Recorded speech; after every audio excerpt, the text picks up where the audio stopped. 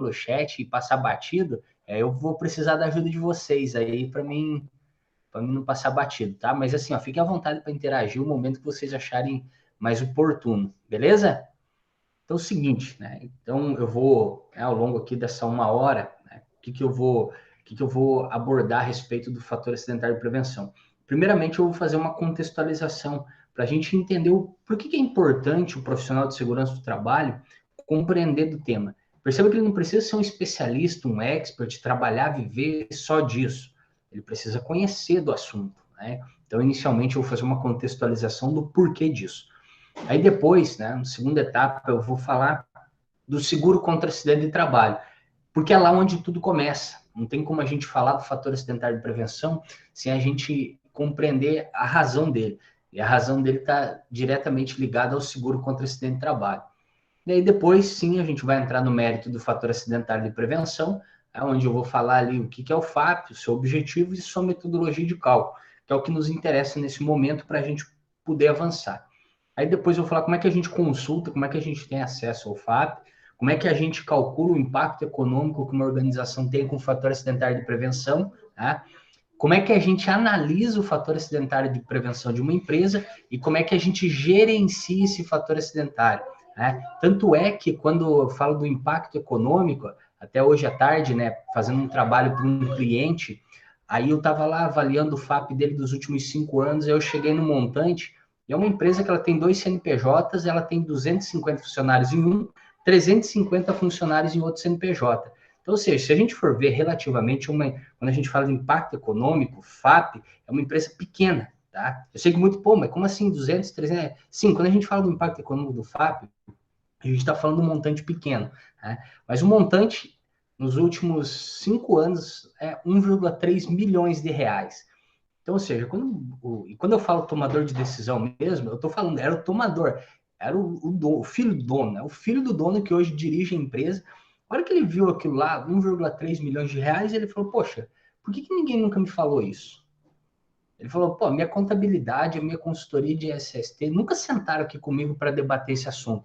E aí ele falou, pô, se falassem assim comigo uns 15 minutos, eu ia entender, eu ia compreender, por exemplo, por que o exame ocupacional que o nosso empregado faz, ele não deveria ser aquele cara crachá de 5 minutos, e sim 15, 20, 30 minutos. O porquê que ao invés de eu contratar a empresa X, que eu pago 30, eu não contrataria a Y, ou ela mesmo, e eu pagaria para ela os 50 e pediria para ela, olha, não é cara crachá, faz um trabalho. Porque, que nele avaliando, ele, pô, 50 reais, ali por 30 dá 20 de diferença, vezes o 550, vezes um tanto, vezes tanto.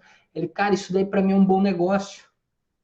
Você entendeu? E olha, e quando eu falo isso assim para vocês, pessoal, uma coisa que é muito mais fácil, né? Aí eu não sei o nível de compreensão que vocês têm do fato, mas a gente vai debatendo ao longo da noite aqui, mas é muito mais fácil você falar do fator acidentário de prevenção hoje. Imagina, eu trabalho com esse assunto há uns 8 anos, mais ou menos. É muito mais fácil você falar do FAP hoje com um tomador de decisão de uma empresa do que um profissional, seja ele de SST, RH e DP. Por quê? É muito difícil você colocar na cabeça do profissional de DP, RH e SST a lógica do FAP. Perceba que assim, não vão inverter o que eu estou querendo dizer aqui, tá? Por que é difícil colocar? Porque a gente não é preparado para trabalhar sobre esse assunto. O tomador de decisão, em menos de 15 minutos, ele entende a lógica do FAP e ele entende a importância de fazer a gestão e o que deve ser feito rapidamente, em 15 minutos, não mais que isso. Por quê? Porque com ele você está falando de resultado. E ele passa o dia todo dele falando de resultado com todas as áreas da empresa dele. Então é muito mais fácil ele compreender a importância do tema do que, teoricamente, outros profissionais, né, que têm a relação direta com a atuação da área de SST.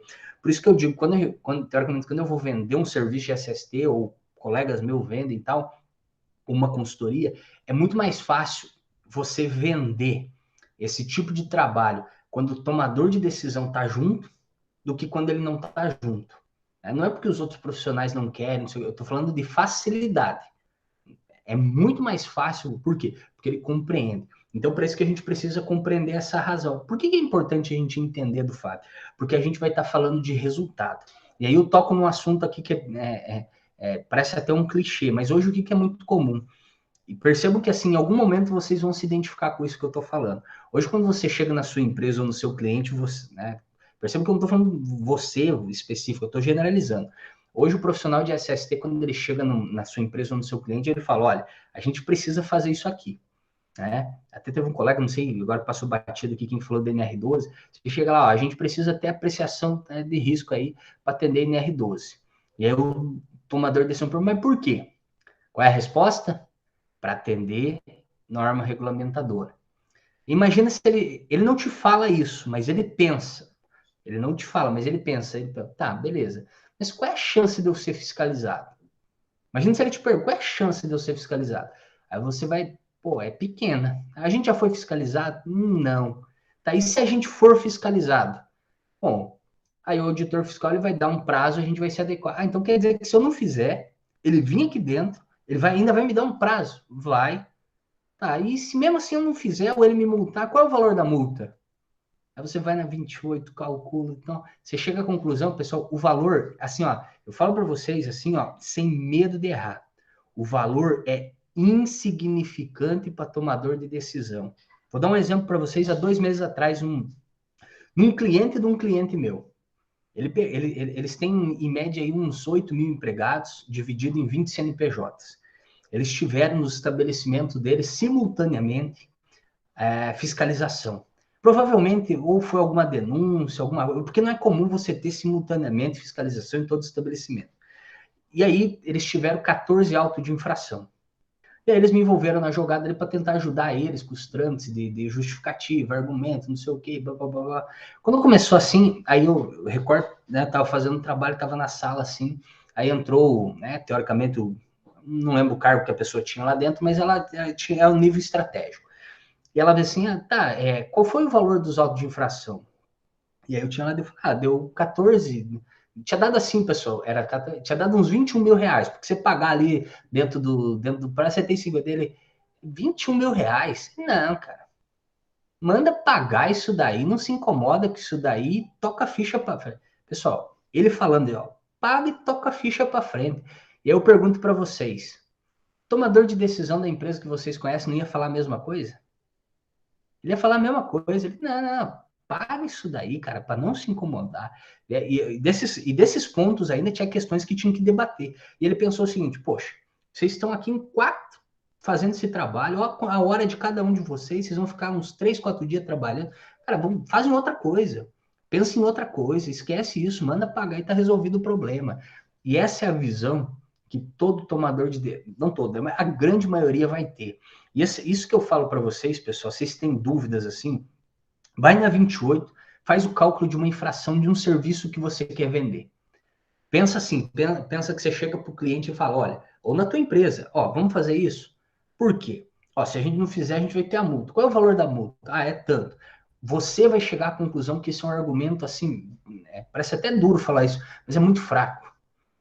E aí parece assim, poxa, mas você não gosta de norma regulamentar? Eu gosto. A gente tem que usar elas, a gente tem que entender elas, mas a gente tem que mudar a forma como a gente usa elas. Note que assim, ó, a gente não tem que mudar de ideia. A ideia central, prevenção, proteção, a gente não muda de ideia. A gente muda do quê? De estratégia. A gente vai falar, o resultado ele vai ser o mesmo. A gente só vai falar de uma forma diferente. Pra vocês terem uma ideia, eu recordo que em 2015, mais ou menos, um serviço numa empresa, e aí eles tinham recém-contratado um diretor administrativo. Que ele tinha um perfil que era o seguinte: ele chega nas empresas para fazer reestruturação e vai embora. Então, se você pegasse no currículo dele, era assim, era 3 meses, 6 meses em cada empresa. Por quê? Qual era o perfil? Ele era aquela pessoa, tipo, vista como ruim. Por quê? Porque ele chegava e reestruturava a empresa. Tinha que mandar embora, mandava. Tinha que mudar a área, mudava. Então, ele tinha muito esse perfil. E aí, ele tinha pedido um relatório de não conformidade de segurança do trabalho. E beleza, fui lá, fiz e tal. Pô, o relatório deu umas 80, 70 páginas, mais ou menos. E aí, entreguei para ele aquilo lá e tal. Lembro até de hoje. Ele pegou aquilo, sentei na frente dele, ele pegou aquilo, começou a folhar assim. E ele olhou para isso em 2015. Ele olhou para mim e falou o seguinte: Edivaldo, a gente não vai fazer nos próximos 3 anos nenhum quinto do que está nesse teu relatório aqui. Nem um quinto. A pergunta que fica é: o que é prioridade para mim? Ele fazendo a pergunta. Ele falou, eu não sei, Divaldo, isso daí é da tua área, é o teu conhecimento, é do conhecimento de equipe. Qual é a prioridade que a gente tem? Então, eu quero que você volte com esse relatório, reflita e me traga em números o que é prioridade para nós. E aquilo que for prioridade, a gente vai fazer dentro dos nossos limites. O Alexandre está aí, eu não sei se ele vai lembrar. Eu contei esse exemplo numa das nossas aulas, né? E aí, né, essa questão foi bem assim, ó. E aí a gente voltou e tal. Eu vou dar um exemplo, tá? Essa empresa, ela tinha mais de 300 CNPJs. E vocês sabem que empresas, assim, que espalhadas, eles têm um problema, que vocês devem viver isso aí diariamente, CIPA. Qual é que treina esse bendito indivíduo todo ano, não sei o quê, uma confusão desgraçada, treina, reunião, não sei o quê, blá, blá, blá. Isso era um problema, assim, que dava uma dor de cabeça para essa empresa muito grande. Eu recordo que daí a gente chegou lá pro relatório, levou, mostrou para ele, e ele, a primeira coisa que ele falou, cara, ele veio assim, a CIPA aqui, ela ajuda ou atrapalha? Ó, dá trabalho desgraçado para atender a legislação. Ele, cara, esquece. Esquece CIPA, cara, em todas as unidades. Não é prioridade nossa. Tá, mas daí nós não... Cara, esquece NR5. Se nós tiver problema com o auditor fiscal, tiver alta infração, qualquer coisa, vocês podem colocar na minha conta. Olha só, pessoal, parece forte isso, né? Parece forte. E aí ele pegou e ele olhou assim, Edivaldo, olha só. Eu recebi esse outro relatório aqui falando dos nossos indicadores de acidentes, adoecimentos, afastamentos, FAP. Tá vendo aqui? Sem muito conhecimento, eu sei que a nossa prioridade aqui é trabalho à altura e instalação elétrica. Então é o seguinte, a nossa régua aqui vai ser alta para NR35 e NR10. O que nós tiver que fazer para atender NR10 e NR35, a gente vai fazer. Então é o seguinte, nosso planejamento estratégico aqui nos próximos 6 meses é NR10 e 35 que nós vamos trabalhar. Enquanto nós não arrumar a casa das duas, deixa as outras de lado. Parece que isso, nós ouvindo isso, parece que é muito forte, né? A gente ouvir, pô, mas como assim? Tem um 37 NS, vai deixar uma porrada para trás e pensar. Só que olha a lógica dele. Nem toda empresa, isso é geral, né? Nenhuma empresa ela tem todo o recurso disponível. E o recurso é o quê? Tempo, dinheiro, pessoa, competência para executar alguma coisa. Elas não têm isso disponível. Como elas não têm isso disponível, perceba que a gente tem que priorizar. E foi isso que ele falou e aquilo marcou lá em 2015. Prioriza, pô, é 10 a 35. O trabalho que foi feito, por exemplo, nessa empresa, assim, quando você pega NR10 e NR35, trabalho fora do comum. Tipo assim, um nível de sofisticação do que foi feito com a... Por quê? Todos estavam engajados com a 10 e com a 35. E era o principal motivo de acidentes, afastamentos e acidentes com óbito dessa empresa. Óbito. Então, ou seja, focou lá. Por quê? Porque qual era a visão do tomador de decisão? Resultado. Ele não estava preocupado com a conformidade com legislação. Ele estava preocupado com o resultado que a área de SST poderia afetar. Então, quando a gente fala, por que é importante a gente compreender do fato? Porque a gente está falando de resultado. Aqui só para a gente entender. Quando a gente fala de, por exemplo, multa, fiscalização, NR28, a gente está falando de algo que pode acontecer. Quando a gente está falando do FAP, a gente está falando que algo que aconteceu. Entendeu? Não é, a gente não está falando de algo que pode, é resultado, aconteceu. É a mesma coisa, quando a gente fala, por exemplo, assim, até peguei ali quando eu entrei, estavam falando do social, muitas empresas estão pensando assim, lá em outubro, novembro eu vou esquentar a cabeça com o social. Só que eles esquecem que ali vai começar o momento da sua confissão de culpa. A Receita Federal, diferente, por exemplo, da atuação do auditor fiscal, que aborda a respeito das normas regulamentadoras, ele foca na legislação trabalhista, a Receita Federal, ela olha os teus últimos 5 anos. Então, note, aquelas empresas que estão preocupadas em começar daqui um pouco a arrumar a casa, na verdade é ali que ela vai começar a confissão de culpa dela. Né? Hoje o que acontece? Hoje tem um exemplo que é bem prático para entender a diferença. A Receita hoje, ela pesca de vara. O E-Social, ela vai... É rede. Até por isso da malha fina, né? E ela vai descendo essa malha até pega a grande e vai descendo. A lógica é essa, por quê? Quando a gente começa a compreender essa lógica, a gente começa a compreender o porquê que a gente tem que falar de resultado, ao invés de falar de cumprimento de determinado dispositivo. E é por isso que o FAP ele é importante. Por isso que a gente tem que entender ele. E volto naquela tecla. Agora a gente vai começar, teoricamente, a entrar no mérito do assunto, tecnicamente falando, mas assim, por que a gente tem que compreender sobre o fator acidentário de prevenção? Para que você consiga demonstrar a importância do teu trabalho por meio de resultado. Ao invés, vou dar um exemplo, uma outra analogia aqui que vai fechar muito bem isso aqui. Quando você, sei lá, você vai no médico, você faz uma tomografia. Não sei se vocês já fizeram, mas uma tomografia, ela tem aproximadamente, no relatório, se vocês olharem o relatório, você ganha o acesso lá e tal, ela tem em média umas 2.000 fotos. 2.000 fotos. E a conclusão de que fez o trabalho ali é um parágrafo. E você recebe, você tem na tua mão, quando eles te dão o resultado, é uma folha só. É um resultado, hoje não é mais um CDzinho, né, mas é um acesso para você ver tudo. E a pergunta que fica, por que ninguém questiona, por exemplo, o médico? Tá, mas será que se parecer ter um parágrafo aqui, será que tá certo? Eu não vi as fotos. Deixa eu ver as fotos para me ver se você tá falando a verdade. Você tem razão, você não tá mentindo. Será que esse é o argumento? O que eu quero dizer com isso? Que nós somos acostumados, quando você quer falar uma coisa, você vai lá e faz 3, 4, 5, 6, 10 páginas para conseguir mostrar o porquê de fazer alguma coisa. Não é assim que acontece quando vocês têm que fazer um relatório com o cliente? É 10 páginas para você dizer que aquilo é importante. E aí a pergunta que fica é o seguinte: por que o médico só fala um parágrafo? Ó, a situação é essa, então você tem que fazer isso. E a gente tem que fazer 10 páginas lá. Será que é porque o médico, perceba que eu não estou fazendo comparação. Então, dentro da atuação de cada um, visualiza. Será que o que o médico fala é mais importante do que a gente está mostrando no relatório? Ou é a forma como que aquilo é visto que com o tempo ganhou confiança? É a forma como a gente apresenta isso. Então, será que ao invés de a gente fazer um relatório com 10 páginas, a gente não só, ó, a situação é a seguinte, nos últimos 3, 4, 5 anos, você teve tantos acidentes com queda, isso te custou tanto, e é por isso que nós temos que atender esse item da NR35, fazendo isso, e que vai custar tanto. O retorno sobre o investimento é tanto. Meia página, ou menos até.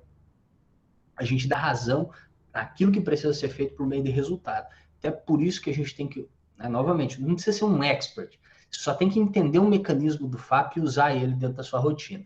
Beleza? Eu vou compartilhar aqui com vocês que é uma planilha para a gente começar a entrar agora aqui.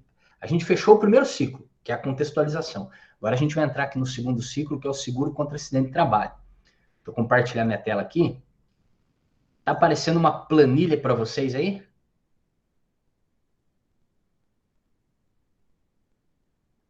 Ok. Ok? Tá Então sim. vamos lá. O que acontece, pessoal? De antemão, nós temos o seguro contra acidente de trabalho, tá? Estabelecido aí pela legislação previdenciária. Então, as empresas, elas recolhem o seguro contra acidente de trabalho. Daí que vem o SAT, né? Seguro contra acidente de trabalho. E esse seguro contra acidente de trabalho, todas as empresas recolhem? Não, não são todas as empresas que recolhem, tá? Eu costumo usar quando a gente fala de seguro contra acidente de trabalho, é algo que ele não é simples, ele não é difícil de entender, mas ele é complexo. A lógica de quem é obrigado, quem não é, quem está isento, quem tem contribuição substituída. Então, até para ficar um jeito mais tranquilo para vocês compreenderem isso aqui, o seguro contra acidente de trabalho, a gente tem três diferenças. A gente tem aquela empresa que é obrigada a recolher, a gente tem aquela empresa que não é obrigada, que ela é isenta, né, imune, e a gente tem aquelas que têm contribuição substituída. Então, é o seguinte, quais são as empresas, né, que são obrigadas? Em geral, todas as empresas são obrigadas a recolher o seguro contra acidente de trabalho, exceto as empresas do Simples Nacional, ok? Então, as empresas do Simples Nacional, elas são imunes, elas são isentas ao recolhimento do seguro contra acidente de trabalho. Assim como as entidades de assistência e beneficência social, que são as filantrópicas, elas também são isentas desse recolhimento. E o MEI, o empregador doméstico também. Então, toda empresa do Simples Nacional não recolhe? Não, tem uma exceção. Aquelas que são tributadas conforme o anexo 4 da tabela Simples Nacional, então lá tem uma lista de serviços, tá? Elas mesmo do Simples Nacional, elas recolhem o seguro contra acidente de trabalho, naqueles moldes aí que em algum momento vocês já ouviram falar, né? Que é 1%, 2% e o 3%. Então, notem que a gente já viu aquelas que são obrigadas e aquelas que são isentas ou imunes, né? No caso da Simples Nacional, MEI, empregador doméstico e as entidades de assistência e beneficência social, filantrópicas. Mas nós temos algumas que elas têm a contribuição substituída, que em função da sua atividade ou organização, elas não são obrigadas a recolher o seguro nesses moldes. Então, elas têm um recolhimento diferenciado. Por exemplo, a agroindústria recolhe 0,1% sobre o produto comercializado, ok? A gente tem aí, por exemplo, Clube que mantém equipe de futebol profissional, 5% sobre o faturamento. Então, nós temos aqui várias peculiaridades, ok? Mas vamos focar aqui. Então, em geral, as empresas elas recolhem o seguro contra acidente de trabalho, 1, 2 ou 3%, ok? De onde é que vem esse 1, 2, 3%? Vem no negócio, né, chamado, deixa eu só colocar aqui, chamado grau de incidência de incapacidade laborativa decorrente dos riscos ambientais do trabalho, que ele pode ser leve, médio e grave.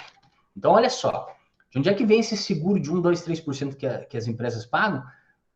Elas vêm do risco da atividade econômica. Em muito tempo, a gente tinha essa nomenclatura como RAT, tá? Como RAT, você pegar aí, você vai achar isso como GIL-RAT, você vai achar como GIL-RAT. Aí existem várias relações aqui atreladas a isso daqui, vai achar de várias formas, mas tudo isso é a mesma coisa, tá? Que é o quê? É o grau de risco da atividade econômica. Isso aqui tem alguma relação com NR4, lá com o grau de risco 1, 2, 3, 4? Nenhuma. Não existe relação nenhuma com o grau de risco do NR4. Aqui nós estamos falando de legislação previdenciária, NR4 legislação trabalhista, ok? Então a gente tem esse grau de risco, que é leve, médio, grave, da atividade econômica, que leva às respectivas alíquotas de 1, 2, 3%. Por exemplo, se a gente vai lá para o decreto 3048, tá? A gente pega aí o decreto, 3048, tá? Vamos lá, anexo 5, a gente vê aqui, ó. Então, aqui no anexo 5, a gente tem as respectivas atividades econômicas e as respectivas alíquotas. Estão vendo? Ó, então, aqui para cada atividade econômica, nós temos as respectivas alíquotas. Beleza? Então, é daí que vem o leve, médio, grave, 1, 2, 3%. Aí, o que que acontece? Então, note que as empresas elas fazem esse recolhimento. E aí, uma lógica interessante para a gente compreender, imagina que se fosse seguro de carro. Para a gente entender essa lógica ali, imagina que fosse um seguro de carro, 1, 2, 3%, e não existisse o FAP. E fosse um preço tabelado. Algumas recolhem 1, algumas 2 e algumas 3. Tá? Então imagina se fosse com a gente aqui, né? Todos nós aqui vamos buscar um seguro, seja lá para que for. Vou usar o carro aqui para exemplificar. Todos nós vamos buscar o seguro para carro. E existia um valor que é tabelado. Um valor tabelado. Ó, entre tal e tal idade é tanto, tal e tal idade é tanto, tal e tal idade é tanto. Mas será que as seguradoras elas usam para fazer a apuração do seguro do carro de cada um de nós dessa forma? Não. Eles têm um perfil. Eles te dão um formulário que você preenche. E esse formulário é o quê? É o formulário de perfil de risco. Eles avaliam o risco do Edivaldo, o risco do Henrique, do Alexandre, né, do Flávio. Eles fazem essa avaliação do perfil de risco que cada um tem. E se a gente for olhar o seguro contra acidente de trabalho, se não existisse essa avaliação de perfil para cada um, note que isso ia ser um negócio meio incoerente. Porque nós iríamos ter duas empresas da mesma atividade econômica que iam pagar o mesmo percentual, iam recolher o mesmo percentual, só que tem uma que investe em segurança, preserva a sua integridade física do trabalho, e tem outra que não. Então, por isso que foi instituído o fator acidentário de prevenção. Tá? Lá em 2003, por meio da Lei 10.666, então tudo começou lá, 2003, Lei 10.666. Só que ela foi regulamentada, né, a primeira metodologia de cálculo do FAP, ela foi aprovada pelo Conselho de Previdência Social em 2006, regulamentado, né, em 2007, e por isso que começou a impactar as empresas em 2010, por causa da sua metodologia. Vocês já vão entender um pouquinho sobre isso. Então, por isso que ela começou lá em 2003, aí teve que ser elaborada a metodologia, aprovada em 2006, regulamentada em 2007, por isso que começou a impactar as empresas em 2010. Também cabe destacar aqui que essa variação, porque o FAP ele permite flexibilizar esse seguro, né, para menos ou para mais. Só que o fator acidentário de prevenção, esse mecanismo de variação, ele não é uma novidade. Por que não é uma novidade? Porque desde 1967, o seguro contra acidente de trabalho ele já tinha uma variação. Entendeu? Desde 1967 ele já tinha uma variação. Só que era uma variação meio na louca, assim. Porque não tinha uma metodologia, não tinha um dispositivo que abordava tão robusto como a gente tem a respeito do fator acidentário de prevenção. Então, vocês viram que a importância do fator acidentário de prevenção, né? A lógica dele, por que ele existe, né? Essa foi a razão ao qual ele foi criado. E aí, nesse sentido, agora a gente vai começar a ver a relação do fato. E o que acontece? Então, esse seguro, né, contra acidentes de trabalho, que pode ser 1, 2 ou 3%, conforme é a atividade preponderante do estabelecimento, ele é flexibilizado pelo fato. O que isso quer dizer? Que o fator acidentário de prevenção, ele é um multiplicador, ok? Então, ele é um multiplicador que multiplica essas respectivas alíquotas. E o fato, ele varia dentro desse intervalo, entre 0,5 e 2, ok? E é daí que a gente tem um negócio conhecido como RAT ajustado, ok? Então, vamos lá, nós temos o RAT ajustado. Por quê? Porque, olha só, o que é o RAT ajustado? Nada mais é, né, vou até colocar aqui, ele é o resultado, tá? Da multiplicação entre o fator acidentário de prevenção e a alíquota do seguro contra acidente de trabalho. Se a gente for avaliar, o menor valor possível do FAP é 0,5. Então, 0,5 vezes 1, a gente tem o quê? A gente tem 0,5, tá? 0,5 vezes 2, a gente tem 1, menor valor possível. 0,5 vezes 3, a gente tem 1,5, que é o menor valor possível. Agora vamos para o outro lado, para outra esfera. 2 vezes 1, né? Aí a gente tem o quê? A gente tem 2%, beleza? A gente pegar aqui 2 vezes 2, a gente tem 4%. E se a gente pegar 3 vezes 2, a gente tem 6%. Então, note que o fator acidentário de prevenção, ele permite reduzir a alíquota do seguro contra acidente de trabalho pela metade ou aumentar pelo dobro, ok? Daqui a um pouquinho nós vamos entender como é que funciona essa variação. Agora nós estamos entendendo o processo, o mecanismo de impacto do fato, ok? Esse RAT ajustado, ele é aplicado, ok? Sobre a base de contribuição da empresa, ou seja, folha salarial, tá? Folha salarial mensal. Então, essa respectiva alíquota é aplicada na folha da empresa, e isso daqui é destinado à Previdência Social, tá? A Previdência Social, só colocar aqui, Previdência Social, para fazer o quê? Para financiar os benefícios acidentários das aposentadorias especiais. Então, note que a gente tem que compreender essa relação aqui do seguro contra acidente de trabalho para entender como é que o fator acidentário de prevenção o que o instituiu e como é que ele influencia economicamente ou impacta economicamente uma empresa, ok? Então, nós temos as alíquotas do seguro contra acidente de trabalho, que são determinadas pelo seu grau de incidência da incapacidade laborativa decorrente dos riscos ambientais do trabalho, que pode ser leve, médio ou grave, só que é multiplicado, essas respectivas alíquotas são multiplicadas aí pelo fator acidentário de prevenção, a gente tem o RAT ajustado, que é a alíquota efetiva que incide sobre a folha salarial da empresa, a base de contribuição, e é destinada à previdência social para financiar os benefícios acidentários e as aposentadorias especiais. Só para vocês compreenderem a importância disso, hoje o que acontece? Lógico, depende de empresa para empresa, segmento para segmento. Mas aproximadamente o custo de operação de uma empresa hoje, 50% a 60% é folha de pagamento. 50% a 60% hoje do custo de operação dela é folha de pagamento. Então, quando a gente vai lá para aquela variação entre, por exemplo, 1,5 e 6, agora tu imagina isso aplicado sobre a folha de pagamento todo mês destinada à Previdência Social. Que aquilo ali é um boleto, é uma DARF, é um boleto que a empresa todo mês paga. Então, ela sente... só que o que acontece? Por que a empresa não sente isso? Porque ela não paga aquilo separado, ela paga todos os encargos sociais, é um montante único. Então, ela não consegue ver aquela variação ali ao longo da sua folha. E agora, a partir do momento que a gente extrai o fator acidentário de prevenção, o seguro contra acidente de trabalho dos demais encargos sociais e mostra isso para o tomador de decisão, você paga isso, mas você poderia reduzir. Eu vou mostrar um caso aqui para vocês. Ele pensa, poxa, realmente é dinheiro que tem que empurrar, eu podia fazer alguma coisa então. Agora eu estou entendendo a importância daquelas ações preventivas da área de SST.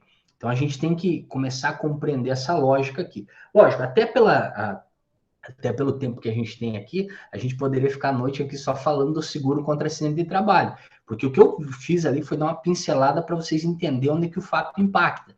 Mas existem diversas coisas que a gente precisa compreender. Por exemplo, não sei se vocês sabem, mas a alíquota do seguro contra acidente de trabalho, ela é determinada pela empresa. É a empresa que determina qual é a respectiva alíquota, é uma autodeclaração, ela se enquadra, ela que recolhe. Se tiver errado a Receita identificar, ela cobra a conta. Então, tem muitas empresas que recolhem a maior, outras recolhem a menor. Por quê? Qual é o grande vacilo que se tem? Que elas pegam lá a atividade que está lá no cartão CNPJ, usam aquela como parâmetro para recolher. Só que uma coisa é a natureza da empresa, outra é a atividade da empresa para determinar encargo social. Então a gente tem que levar em consideração não a natureza da empresa, mas a atividade que é executada. E note que isso faz sentido. Se o seguro contra acidente de trabalho, nas respectivas alíquotas de 1, 2, 3%, é com base no grau de risco da atividade, que pode ser leve, médio ou grave, então a gente tem que levar em consideração a atividade que efetivamente acontece lá dentro, ok? Então esse é um ponto de atenção aqui. Vou dar um exemplo, tá? Aqui, pega aqui um caso bem comum, assim, supermercado. Supermercado tem diversas lojas e eles têm, dependendo do mercado, tem um centro administrativo. Se você for avaliar o centro administrativo, o que acontece lá dentro, é o que está descrito no cartão CNPJ, como a atividade lá, comércio de produto alimentício com predominância, com predominância em produto alimentício? No centro administrativo não acontece isso. No centro administrativo são atividades de escritório. Então, teoricamente, a atividade daquele estabelecimento não é a mesma de uma loja, é outra. Por isso que a gente fala que isso é um autoenquadramento. A empresa precisa se autoenquadrar, ok? Então, esse é um ponto aí, né, para quem tiver interesse em se aprofundar e buscar o que é um autoenquadramento, como é que se enquadra, o que é atividade preponderante, diferença de atividade principal. Tem a IN 971 da Receita Federal, para quem tiver interesse em se aprofundar mais um pouquinho, lá fala bastante a respeito. Oi, Liliane. Boa noite, Gregório. Tudo Boa bem? noite, tudo certo. Você falou da questão da autodeclaração e a gente sabe que tem um grande equívoco sobre as questões aí de contabilidade que eu tenho visto. Dentro da sua análise, que você tem acompanhado com as empresas, tem descoberto muito a mais sobre essa questão do SAT, do 1, 2, 3%? Porque em algumas empresas que eu tenho feito algum trabalho, bem similar ao que você vem fazendo, às vezes a pessoa está recolhendo 1%, deveria estar recolhendo 1% e ela está recolhendo 2%, 3%. Né? Então, assim, você sabe, da sua visão, o que você tem acompanhado nas empresas, como que tá? Porque tudo inicia aqui, como você começou, no SAT. Isso vai ter uma influência nos demais fatores. Mas qual que é a incidência aqui de erros dentro para determinar esse grau de risco? Só falhou aqui para mim o final da pergunta ali, acho que até a minha conexão aqui. Na sua avaliação, dentro da avaliação que você fez com as empresas, qual que é o seu índice de erros? A grande maioria já está atendendo correto? Ou é muito erros? Porque tudo começa ali. Então, se eu estou recolhendo 1% a mais, qual que... Entendi. Não, o que acontece? Não tem muita, assim, não é um erro escrachado, sabe? Assim, você chega na empresa, estão todas erradas e tal. Não, isso não acontece, não é um fato. Mas, assim, é muito comum, isso é mais comum essa questão. Eu não digo nem erro, tá? É uma questão, assim, muitas vezes até de desconhecimento, tá? O que acontece? Você chega numa empresa lá que ela tem diversos estabelecimentos. E aí, quando você avalia desses diversos estabelecimentos, uns tinha que ser um enquadramento, outros tinham que ser um outro enquadramento, entendeu? Isso é o mais comum. Agora, quando você pega um ali, um respectivo CNPJ ali, é muito difícil assim acontecer. Tem. Você falou em percentual, né? Vou dar um exemplo assim, a cada 10 empresas que são avaliadas, por exemplo, que eu avalio assim, 2, 3, elas têm alguma oportunidade de ajuste, entendeu? Então, assim, não é tão comum assim se pegar e tal, mas tem, tá? Tem. Então, se pega, pô, a cada 10, 3, então, assim, é um cenário que as empresas têm equívocos, né? Por exemplo, outro ponto também interessante. Essa semana eu comecei a avaliar numa empresa, ela tem uma fábrica e ela tem lojas. Então, ela tem fábrica e tem lojas. O que acontece? O enquadramento deles era executado tudo pelo CNPJ raiz deles, entendeu? Era tudo fábrica, tudo fábrica. E isso que agora que eu vou dizer que é muito comum. Financeiramente, isso não tinha impacto nenhuma, porque a atividade da loja, né, era 3% e a atividade da fábrica também era 10%. Então, economicamente, não tinha influência nenhuma. Mas a gente não pode esquecer que a atividade preponderante ela influencia em outras coisas, que isso sim trazia impacto, por exemplo, para as lojas. Por quê? Como assim outras coisas? O nexo técnico epidemiológico previdenciário, que é um dos tipos de nexo, ele é pautado pela relação CID-CNAE. E a CNAE que é levada em consideração é a CNAE que a empresa informa como atividade preponderante. Então, note que isso daqui influenciava uma caracterização do NETEP. Segundo ponto, no cálculo do FAP, ela é levada em consideração a atividade que a empresa informa. Então, ou seja, você estava sendo comparado com uma atividade de um segmento diferente do teu. Você pode ser prejudicado ou beneficiado. No caso dessa empresa, ela estava sendo prejudicada, porque estava sendo comparado a realidade de loja, entendeu? A realidade de loja com o cenário de fábricas. E ela, por que ela era prejudicada assim? Porque levava ela para um índice um pouquinho maior. Ah, dava uma diferença muito grande? Claro que não, era uma diferença pequena. Mas agora pega essa diferença pequena, coloca lá todo mês, coloca vezes 13, uma empresa que tem, sei lá, uns 180 CNPJs, que tem 20, 30 empregados em cada loja. Então, ou seja, você tinha um montante muito grande nesse sentido. Então, isso sim é comum, entendeu? Agora, o erro de estar assim, ao invés de 3, ser 2, 2, 1 e tal, isso já é um pouco mais difícil de acontecer, mas tem, beleza? E aí, então, agora, dando continuidade, então a gente passou por esse primeiro ponto do seguro contra acidente de trabalho, até vi que aqui no chat o Alexandre já foi colocando os links ali da IN 971 e tal. Aquilo ali é interessante se aprofundar, entender a importância daquilo ali, principalmente porque, perceba que eu só falei uma contextualização do seguro contra acidente de trabalho, mas a gente tem muita coisa para falar. Por exemplo, né? Quando eu falo muita coisa, a gente tem retenção de terceiros, que está exposto a agente nocivo, e que isso tem relação com a social, FDRINF, DCTF, web, são cruzamentos de informações. Então percebam o cenário que a gente tem para debater se fosse só, né, se fosse só esse o tema. Beleza? Acho que deu para compreender onde é que o FAP entra nessa história. E agora a gente vai começar a entender o que é de fato o fator acidentário de prevenção. Mostrei para vocês, ele nada mais é que um multiplicador. O FAP é isso, pessoal. Multiplicador que varia entre 0,5 e 2. Bom, é isso. Aí a pergunta é, como é que funciona essa variação entre 0,5 e 2? Conforme o índice de acidentalidade que a empresa apresenta num determinado período. Ok? Qual que é o objetivo do FAB? Incentivar que as empresas investam em segurança. Em contrapartida, elas vão ter benefícios, o quê? Benefícios econômicos. Porque aquela que investe em segurança, teoricamente, vai ter menores índices de acidentalidade e vai gastar menos com o seguro contra acidente de trabalho. Contrapartida, aquelas que não investem em segurança, têm expressivos índices de acidentalidade e adoecimento, vão gastar mais com o seguro contra acidente de trabalho. Então, essa é a finalidade do FAP. Incentivar com que as empresas investam em segurança para que elas sejam beneficiadas. Não sei se é de conhecimento de vocês, tá? Mas está em pauta aí, já aí desde 2019, se eu não me engano, a questão aí da privatização do seguro contra acidente de trabalho. E a questão, isso pode ser bom, pode ser ruim, para aquela empresa que teoricamente investe em segurança, isso pode ser bom. Por quê?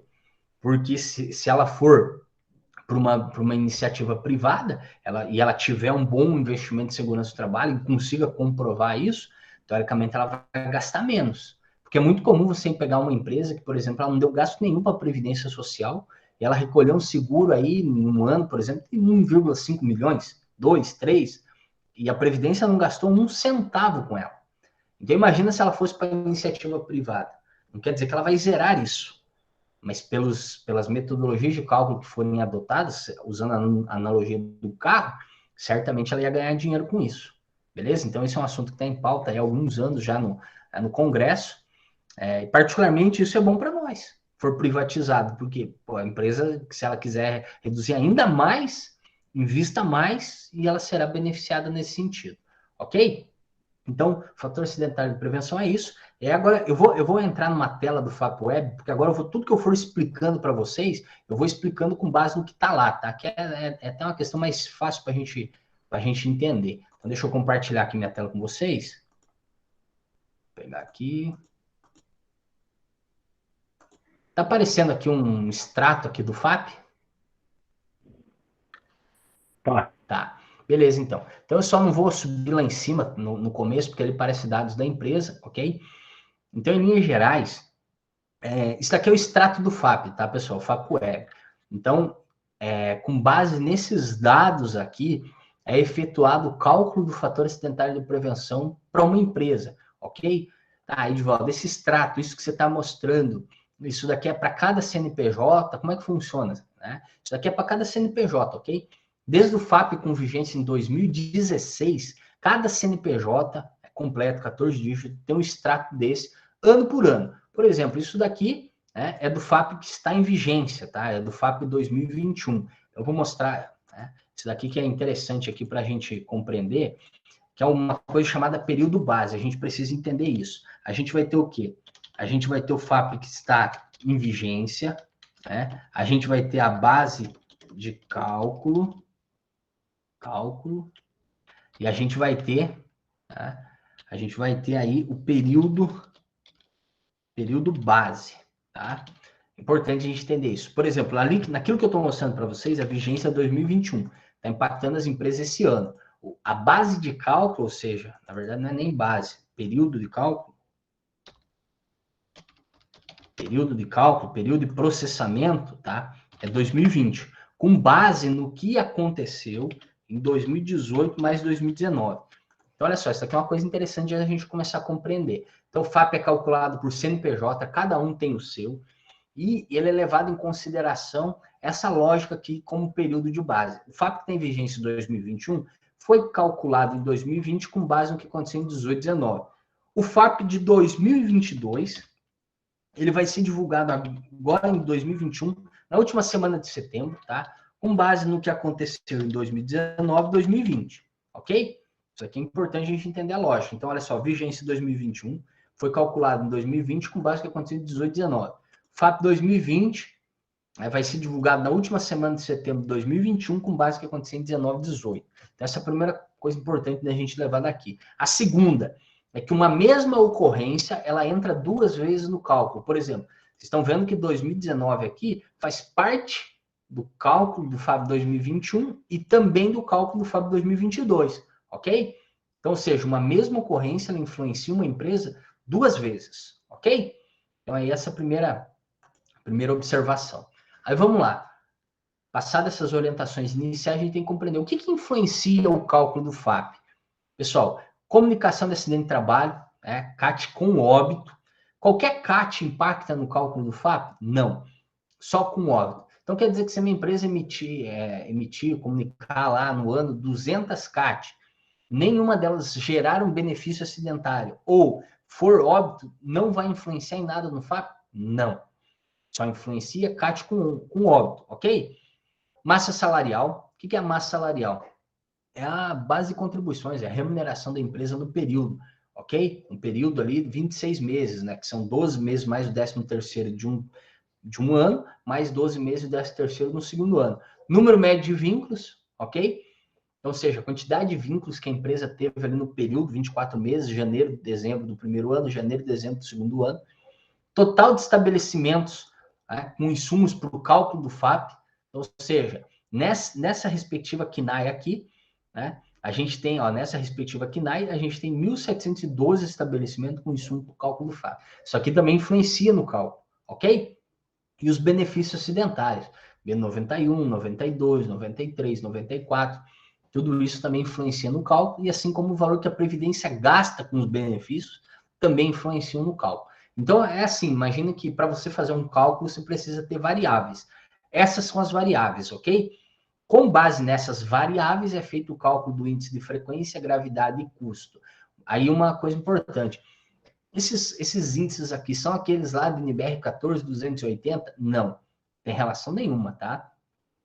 Isso daqui é os índices de frequência, gravidade e custo aprovado pelo Conselho Nacional de Previdência Social, que é a metodologia de cálculo do FAP. E esses índices de frequência, gravidade e custo são calculados com base nesses eventos, nesses dados, ok? Com base nesses índices, pessoal, é feito o ordenamento, né? O número de ordem de frequência, gravidade e custo. Como é que funciona isso daqui? Imagina que a gente tem nessa corrida aqui 1.712 corredores. Esse número de ordem é um ordenamento. O que tem o melhor tempo e o que tem o pior tempo. O que é o melhor tempo?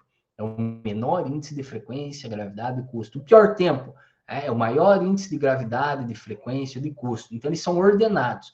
Note que esse índice de frequência aqui, 52,5068, dentro dos 1.712 estabelecimentos, ele está nessa posição, 1.206. Então, note que está num cenário crítico, se a gente for avaliar o índice de frequência. Então, é dessa forma que é feito esse ordenamento. Posterior a esse ordenamento, né, é feito aí o percentil de ordem de frequência, gravidade e custo, calculado. Com base nesses percentis, é calculado o índice composto, que é o FAP propriamente dito, tá? Tanto é que está aqui, ó, 1,3707, 1,3707. Índice composto aqui é a mesma coisa que o FAP, tá? Assim, um ponto que é bem importante, isso que eu estou mostrando assim, poxa, metodologia e tal, não sei o quê. Pessoal, tem a resolução 1329, até pelo o nosso tempo é limitado e tal. E uma coisa que é assim, ó, se você não vai trabalhar com a gestão do FAP e tal, em regra, assim, você não precisa esquentar muita cabeça com a metodologia de cálculo. Tanto é que você vai lá e consulta, se tiver dúvida, na resolução 1329 de 2017, que aborda sobre o assunto. O que é importante a gente entender? De tudo isso que eu falei até agora, mostrando aquela tela. Primeiro, FAP é calculado por estabelecimento, CNPJ completo. Segundo, uma ocorrência ela influencia 2 vezes no cálculo do FAP. Terceiro, período base. Por exemplo, o FAP que vai vir aí, ser publicado agora em 2021. Ele vai impactar as empresas em 2022, de janeiro a dezembro, mais 13º, com base no que aconteceu em 2020 e 2019. Uma ocorrência ela entra 2 vezes no cálculo do FAP. Terceiro ponto, quais são as ocorrências que entram no cálculo? Se a gente for avaliar massa salarial, pouco importa para a gente. Número médio de vínculo, pouco importa. Como assim pouco importa, Edivaldo? Claro, se você trabalha com isso, você vai cuidar disso na empresa, você tem que entender que pode ter divergência, quais são as principais divergências, isso pode acontecer, pode e tal. Mas assim, de fato, o que nós temos que compreender é assim, ó, o que entra em impacto e que a área de SST pode cuidar? CAT com óbito e benefício acidentário, ok? CAT com óbito e benefício acidentário. Então, é isso que nós temos que gerenciar dentro de uma empresa. E aí vem aquela questão, mas eu estou tranquilo. Na minha empresa ela tem uma porrada de CAT, mas nenhuma delas gera benefício, então isso não é para mim. Só que aí esquecem que existe uma coisa chamada nexo técnico previdenciário, não é NETEP. Isso é um ponto importante. NETEP é um dos tipos de nexo técnico previdenciário. Que o perito médico federal ele pode atribuir um acidente ou doença relacionada ao trabalho sem CAT, simplesmente pela metodologia que é denominada como nexo técnico previdenciário. Então, aí dá um tema até para um outro debate, né? Nexo técnico previdenciário. Então, isso é muito comum. A empresa ela não gerencia os afastamentos, e aí, de repente, lá a pessoa faz quase um ano que não trabalha mais na empresa e foi computado na conta dela, porque ela não faz esse tipo de gestão. Então, esse é um ponto importante, tem que estar no nosso radar. Quando a gente fala em gestão do FAP, a gente tem que cuidar, CAT com óbito e benefício acidentário. Lembrando que os benefícios acidentários são atribuídos por uma metodologia denominada nexo técnico previdenciário, que pouco importa se a empresa emite ou não emite CAT, se é ou não é funcionário da empresa, ok? Então, a gente tem que ter essa primeira compreensão aí. Tudo bem até aí? Então, olha só, a gente viu aspectos conceituais do FAP, como consultar o FAP, né? Então, a gente vai ali no FAP Web, coloca o CNPJ, raiz, a senha, acessa aquele extrato que eu mostrei para vocês ali, e aí tem lá em cima, lá tem um ícone que você muda lá, se é uma empresa que tem vários CNPJ, você vai lá e vai mudando o CNPJ, ou vai mudando os anos, 2021, 20, 19, 18, até 10. Só não vou subir lá, porque se eu mostro lá, aparece dado da empresa, eu tô lascado com a LGPD, né? Então, não dá não, né? Aí, nesse sentido, perceba que a gente passou por essa parte. Agora eu vou mostrar ali para vocês um negócio que é bem interessante, para a gente começar a falar a linguagem do tomador de decisão, que é o quê? Resultado, tá? Tanto é que vocês estão vendo aqui a tela? Então, vamos lá. Vamos pegar essa mesma lógica que a gente fez aqui, ó, desse recolhimento aqui. Então, a gente vai entender agora isso daqui na prática. Qual é a alíquota dessa empresa? A gente vem aqui, ó, a atividade dela é essa aqui, ó, 2833. Então, a gente vem aqui e vamos procurar, né? 2833. Tá aqui, ó. Fabricação de máquina, tal, 3%. Tá vendo? A alíquota de 3%. Então, nós vamos usar essa alíquota como referência. Então, a gente coloca aqui, ó, 3%. Qual que é o FAP desse estabelecimento? Aí a gente vem aqui, tá aqui o FAP, ó, 1,3707. Aí a gente coloca aqui, ó, né, 1,3707. Aí vamos lá, a gente vai ter o RAT ajustado. O que é o RAT ajustado? É o valor da alíquota vezes o valor do FAP, ok? Aí nós temos o RAT ajustado, que efetivamente é o que é usado, né, como um indicador ali, a alíquota para calcular o respectivo seguro da empresa. Agora vamos lá pegar a folha salarial da organização. Aí, como a gente não tem, vamos usar como parâmetro aqui a massa salarial. A gente vai pegar esse valor e vai dividir por 26. Por que dividir por 26, pessoal? Porque aquela massa salarial é um montante ali de 26 meses, tá? Então vamos lá. Então a gente divide por 26 para ter o valor respectivo ali de um mês só, que dá esse 1 milhão e pouquinho aqui, tá? Então a folha salarial dessa empresa estima-se aí que é 1,2 milhões de reais. Só que lembrando, tá? Isso daqui é lá do... Ó, isso daqui foi calculado em 2020, é o que está em vigência em 21, com base no que aconteceu em 19, 18. Então essa massa salarial é um montante lá de 19, 18. Mas efetivamente essa alíquota aqui, ela está influenciando a empresa agora em 2021, ok? Então, tem que ser com base todo mês a folha salarial. Mas isso aqui dá para a gente ter uma ideia, tá? Agora vamos ver quanto que efetivamente essa empresa recolhe a Previdência Social todo mês. É este valor aqui, vezes a folha salarial mensal. Então, todo mês ela paga esse boleto, né, de 50 mil reais para a Previdência Social. Multiplicado por 13, a gente chega a esse montante aqui de 655 mil reais. Então, note, olha a influência da área de SST. Temos ali uma empresa que, né, agora em 2021, ela vai gastar uns 655 mil reais. Por exemplo, essa empresa ali, esse 650 não é o fato. Lembra que eu falei para vocês da folha salarial, que tem que ser o efetivo? Estima-se que essa empresa ali ela vai gastar no ano 800 e poucos mil reais. Por quê? Porque a folha salarial dela aumentou. Não é a mesma coisa lá de 2018, 2019. Então, ela vai ter um impacto de uns 800 e poucos mil reais estimados agora em 2021. E a pergunta que fica, por que desses 655 mil, aquilo que a gente viu ali? Porque o fator acidentário de prevenção dela é aquele valor lá, 1 e pouquinho. Porque ela teve lá, não sei se vocês viram, 24B91, que é auxílio-doença, né?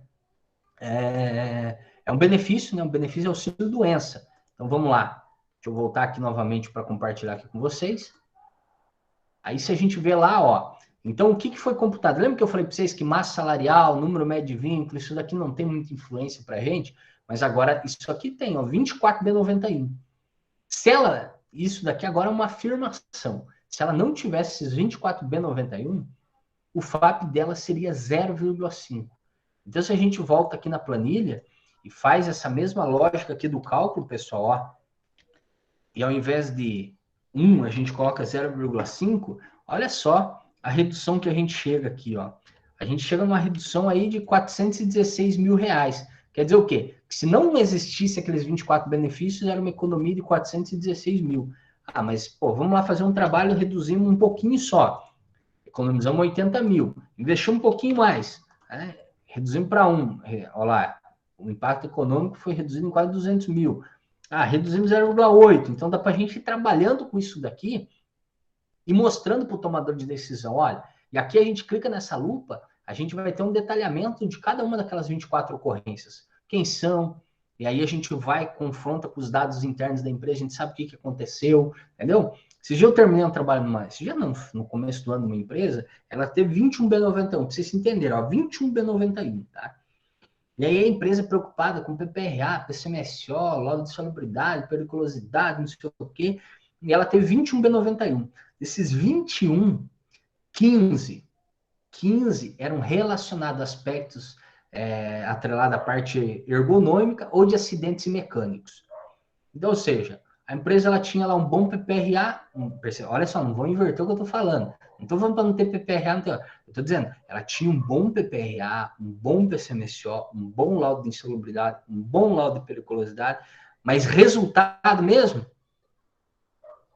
não gerenciava. Não tinha uma boa gestão dos aspectos ergonômicos, dos aspectos de acidentes, né? Acidentes mecânicos e tal, que é segurança de máquinas e equipamentos, que é o que ela tem lá na produção dela. Então, note que ela tinha esse problema. Tá? Então, e facilmente a gente consegue mostrar isso para a empresa. Isso que eu fui fazendo para vocês. Vocês viram que aquilo ali você consegue chegar hoje, chega na tua empresa, no teu cliente, você abre o bico, você vai mostrando para ele, entendeu? Pô, você está falando de mais de R$ 500 mil. Entendeu? Não tá. E assim, Edvaldo, a gente consegue reduzir para 0,6? Claro que não. A gente está falando de um trabalho de 3, 4 anos para isso acontecer. Não é fácil assim do dia para a noite. Né? Para a gente chegar lá, a gente está falando de um trabalho de gestão de 3, 4 anos ou mais. Mas, pessoal, cada pouquinho que a gente consegue reduzir é ganho. E aí, uma coisa que é muito importante: nós estamos falando do quê? O custo que é segurado. Nós não estamos falando daquilo que não é segurado. Por exemplo, pô, reduzimos. Então vamos lá, nós temos X benefícios dentários. Se nós reduzir, a gente reduz o impacto no FAP. Mas não é só ali. Você reduz os 15 dias que a empresa tem que pagar, você reduz a contribuição do FGTS que a empresa tem que fazer, que ela seja o benefício dentário, reduz a ação regressiva, a indenização, ação judicial, despesa com medicamento, você tem melhor produtividade. Então, ou seja, a gente não pode levar em consideração só esse elemento. Perceba que, eu falei, até comentei com vocês lá no começo, é um dos elementos que a gente consegue mostrar resultado. Mas quando a gente, de fato, está fazendo esse trabalho, a gente tem que puxar várias coisas. Sabe assim, ó, não basta, sei lá, mostrar e falar, tá, vai lá argumento e dar razão o mais detalhado possível que você consiga. Beleza? Edmundo levantou a mão aí?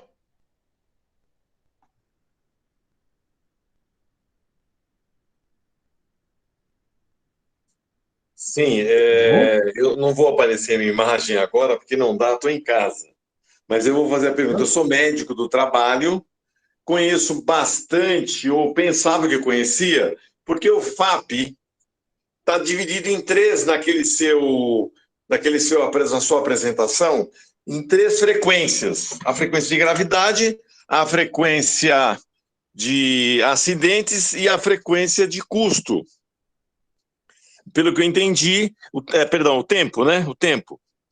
Se Não, nós, se nós, sim, sim, frequência, gravidade e custo. frequência, gravidade e custo. Veja, o que quer dizer isso? Se eu sou médico e afastei alguém com lombalgia, então, por exemplo, eu afastei o diretor da empresa com lombalgia. Esse diretor está no CNPJ, mas o atestado dele veio com lombalgia, que é um CID relacionado ao CNAE, que é o CNPJ dessa empresa. Então, esse diretor vai ter o B91. Vejam vocês que o B91 vai virar um acidente e vai entrar na conta desse negócio. Então, eu queria só, primeira coisa. A segunda é a CAT sem afastamento, porque a CAT sem afastamento também aumenta a frequência. Ou não? Ou eu sou desatualizado? Não. Porque meu conhecimento da FAP, da frequência de acidente, meu conhecimento, é o número de acidentes que ocorreram vai fazer diferença na frequência de acidentes no item 1. Então, por exemplo, se eu tenho 200 CATs, como você falou, 200 CATs, pode ser que as 200 CATs vão interferir no meu número final, na frequência. Eu vou estar ganhando, de repente, uma classificação naquelas empresas que era de 1.700 para 3.400, se eu, por exemplo, não é isso que eu estou sugerindo, tá? Mas se eu pegar toda a CAT sem afastamento e não fizer nenhuma CAT, eu vou ficar em pior condição que uma empresa que fizer toda a CAT sem afastamento, certo ou não? Até 2017, isso era um fato. A partir da vigência do fato 2028, isso não é mais um fato. O que eu quero dizer com isso? A metodologia de cálculo do FAP até 2017, ela levava em consideração, por exemplo, no índice de frequência, o número de CAT, independente se tem benefício ou não, CAT emitida entrava na conta, mais o número de nexo técnico previdenciário, ok? O índice de frequência era calculado dessa forma. Desde a competência, desde a vigência de 2018, o FAP ele não é mais calculado dessa forma. Então, ou seja, a resolução 1329 de 2017, ela mudou, ela alterou a metodologia de cálculo. Como é que funciona o índice de frequência? É o número de benefício acidentário, B91, 92, 93, 94, mais o número de CAT com óbito dividido pelo número médio de vínculo vezes 1.000. Então, essa é a fórmula do cálculo do índice de frequência. Então, note que CAT, por si só emitida, não influencia mais. Mas até 2017 influenciava, ok? Tem que ter os afastamentos maiores de 15 dias vão influenciar. Os menores de 15 não vão influenciar. Não. Só se for uma CAT com óbito. Só se for uma CAT entendi. com óbito. Como o Alexandre bem colocou ali. Beleza? Beleza. Então, eu realmente queria realçar para finalizar o seu NETEP, o seu nexo técnico. As doenças que hoje estão girando nas empresas e aumentando o FAP são muitas doenças que a empresa não tem defesa, porque ela não tem laudo ergonômico, porque são doenças ortopédicas, na sua grande maioria, não tem um laudo ergonômico, não tem uma defesa para fazer do caso. É possível, na sua visão, as defesas, porque no meu tempo, pelo jeito, já estou bem ultrapassado. Eu estou vendo que por isso que eu assisti a sua palestra. No meu tempo, o nexo técnico, eu fazia a defesa com base no laudo ergonômico, e não tinha o governo não respondia bem a isso. Ele responde hoje? Continua da mesma forma. Entendi. Então, estão perdidos. Passam-se os anos e continua a mesma coisa, doutor. Não, meus amigos engenheiros e técnicos de segurança, continuem fazendo a prevenção, porque é a única forma que vai existir, inclusive do diretor, né? Porque se o diretor tiver lombalgia, você vai apresentar um laudo que ele é diretor. O que vai mudar? Né?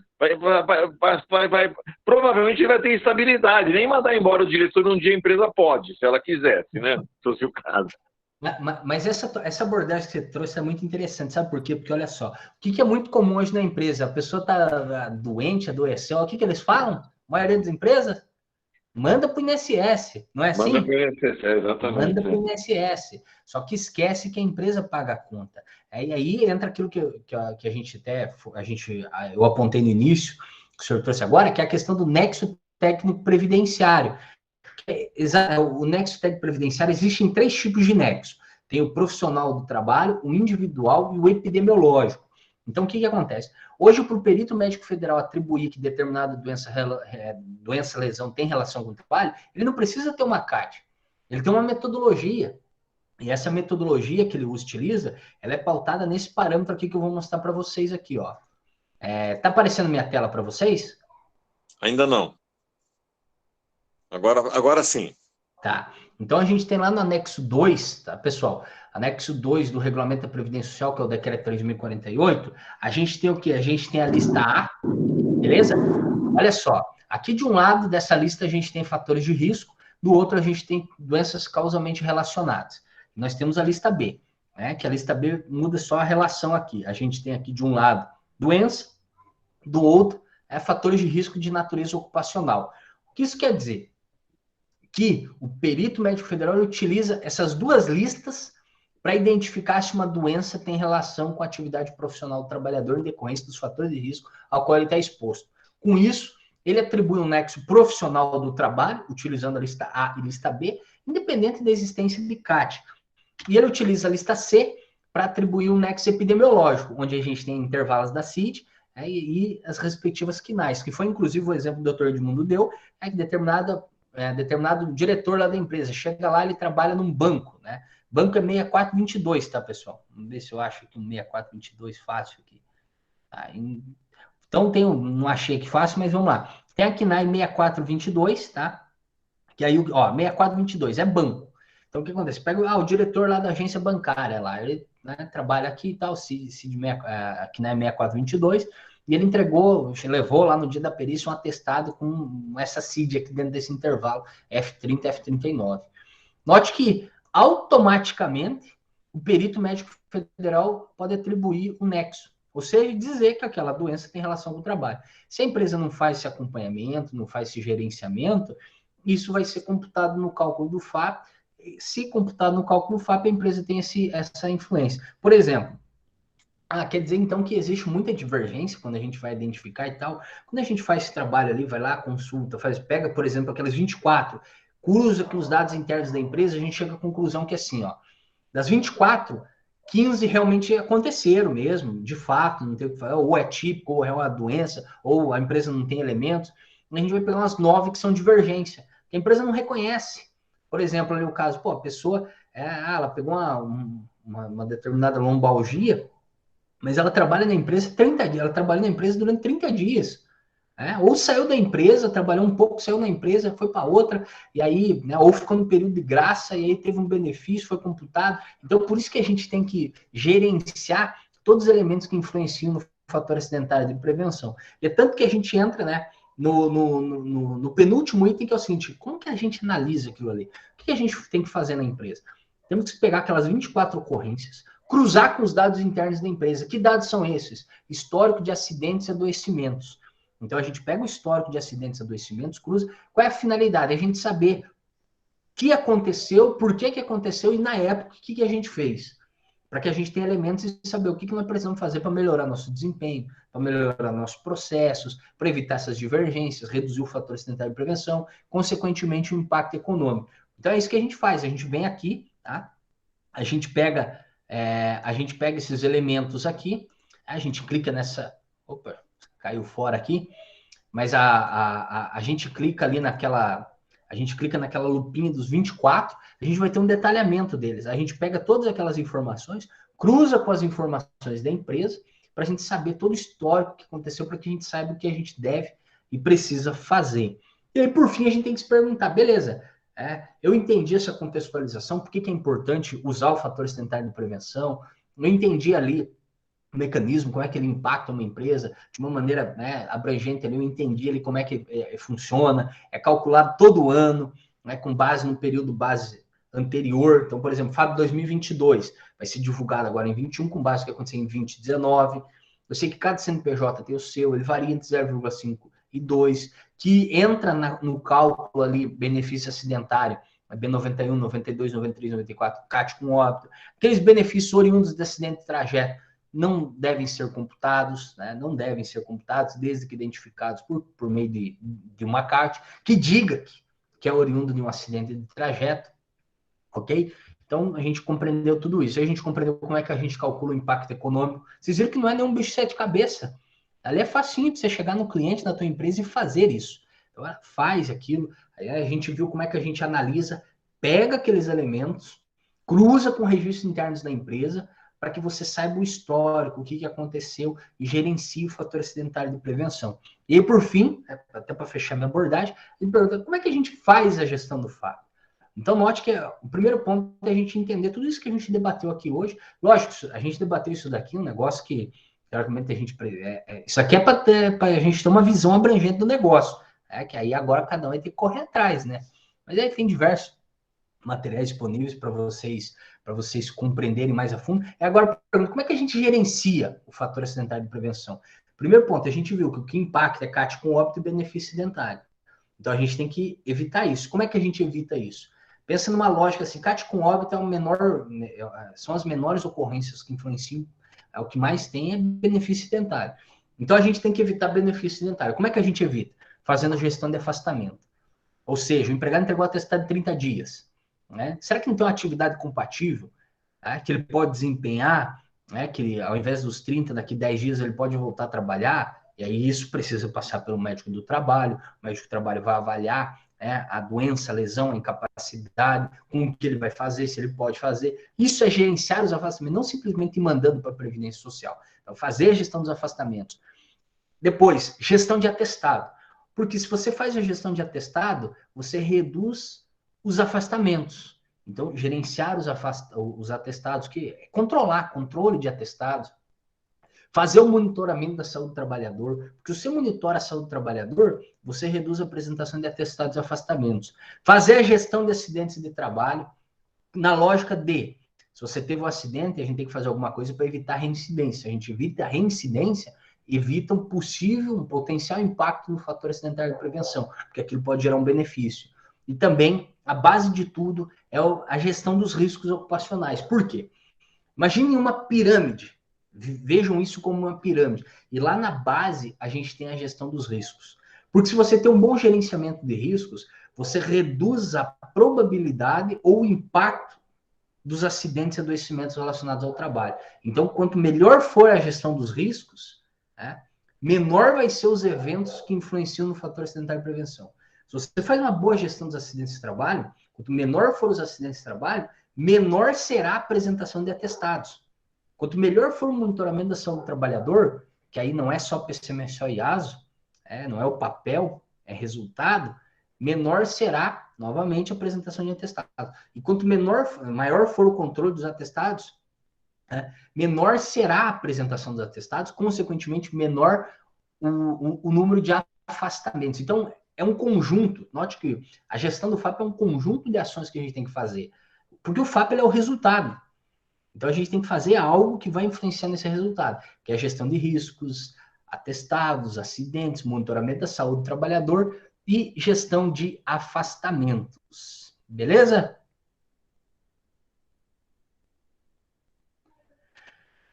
Vamos ver se tem alguma pergunta aqui. Liliane, você ia falar alguma coisa? Eu tenho uma pergunta. Diga. Esses dias, eu até depois vou colocar lá no grupo, você fez um artigo, né, sobre contestar o FAP não é fazer gestão, e foi um belo artigo. Minha pergunta, qual que é o prazo que as empresas têm para devolução das contestações? Porque não acontece com uma agilidade, né? Tem, às vezes, alguns processos aí que está desde 2018 aguardando, e essas alíquotas continuam ainda influenciando em todo esse fator que você apresentou. Eu não vi, né? E foi importante você colocar o gerenciamento do absenteísmo, porque que eu posso dizer? Foi a porta aberta para a segurança do trabalho. Hoje eu acho que é preciso ter uma equipe multidisciplinar, ter um contador, ter o RH, ter a segurança do trabalho, justamente para fazer toda essa gestão. E a porta abriu para mim com o evento 2230 do social. A gente começar a gerenciar, porque os fatores que estavam gerando a empresa não passava pela segurança do trabalho, era a maioria E91, entra com E31, depois transfere para E91, ninguém observou, e esse período aí entrou no fator que vai gerando esses 2 anos aí, particularmente dependendo como for, até estendendo mais prazo. Mas qual é o prazo da devolução quando a empresa contesta? Porque o que eu compreendo que nós temos a ação administrativa, que é a contestação do FAP, mas eu também tenho a ação judicial, porque quando eu também não tenho retorno, eu estou deduzindo hoje, levando isso para o jurídico, o quê? Eu tenho que entrar judicialmente, eu não posso ficar recolhendo talvez um FAP que entrou com E31, foi como um afastamento E31, gerou 91, a Previdência voltou para 31, isso está influenciando. Então, judicialmente, se essa empresa também não tem dívidas, né? Porque isso também tem um impacto, porque se a empresa tem muita dívida na Previdência Social, ela não consegue ter uma contestação positiva, mas eu não vejo prazo de devolução das ações administrativas. É porque não tem. Oficialmente falando, não existe prazo, nem da contestação de nexo, né, nem na contestação do fato. Não existe prazo formal para isso. Aí o que acontece? Né? Note que quando a gente faz, e isso é um ponto interessante, de 2011 a 2019, foram protocoladas 40 mil contestações. Destas, do FAP. Destas, apenas 22% foram analisadas até junho de 2019. É um número totalmente significativo. 22%, né? Então, não são analisadas. Tem prazo para fazer? Não tem prazo. Oficialmente falando, não tem prazo. Então, o que a gente faz? Administrativamente, tem que contestar? Tem. Você tem que seguir as esferas. Então, contesta. Como você não vai ter a devolutiva, se economicamente for viável, ingressa na esfera judicial. Por que economicamente viável? Porque nem todo caso é economicamente viável ingressar na justiça. E aí ingressa na justiça para reverter isso na esfera federal, né?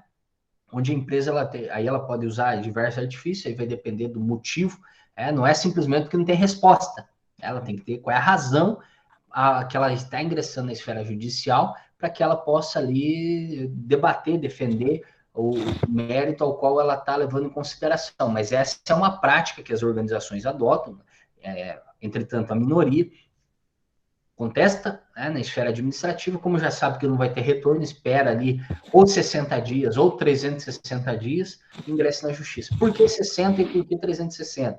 Porque a gente tem uma legislação de 99 que aborda que o prazo de resposta de um órgão federal, de uma autarquia, é 30 dias, prorrogáveis por mais 30, e a gente tem uma legislação de 2007 que fala em 360 dias. o órgão público ele tem 360 dias para te dar uma resposta. Então, hoje vai depender muito do jurídico, o que ele quer usar, qual é a lei que ele quer usar como argumento. Mas tem que contestar, né? Para seguir a lógica ali do que precisa ser feito. Mas que em termos de resultado, só contestar, sentar e esperar, não vai mudar nada. É que é uma legislação bastante complexa, né? Envolve várias outras legislações. Quando você fala de previdência, é um leque sem fim. Então, assim, até mesmo para a área de SST ter o acesso ao FAP da empresa, existe essa dificuldade, mas eu vejo que não tem nada que impeça a gente, porque justamente é onde vai entrar os B91, cada Bzinho desse tem um fator de alíquota diferente um do outro. Então, isso tudo envolve a segurança do trabalho. Então, o que eu deixo de sugestão aí para a gente é aproveitar o evento social, que é o 2230, que é uma porta aberta para nós. É a vale questão médica, junto com a parte tributária, que tem coisas que não é a gente que vai contestar, não é a gente que talvez vai fazer esses cálculos, isso já tem sistema que faz, mas no mínimo do entendimento para você mudar essa cultura e chegar, porque se você consegue ter a redução, isso pode ser invertido depois, às vezes, no valor para investimento em segurança do trabalho. Esse é o maior objetivo. Esse cálculo que você apresentou foi 200 mil de diferença, esses 8 mil eu posso investir na área de segurança, se eu levei, se eu busquei, se a gente consegue transferir isso. Então, eu entendo que a sua abordagem sobre o assunto é o que toda a área de SST tem que começar a criar e ter essa visão um pouco mais ampla. Isso aí eu acho que tem que ser estudado por nós. Exatamente, porque tem que ter alguém dentro das empresas que comece a tocar esse negócio. Não que o fulano, o Beltrano vai ser responsável. Não, mas tem que ter alguém. E por que não um profissional da área de SST puxar isso dentro da empresa?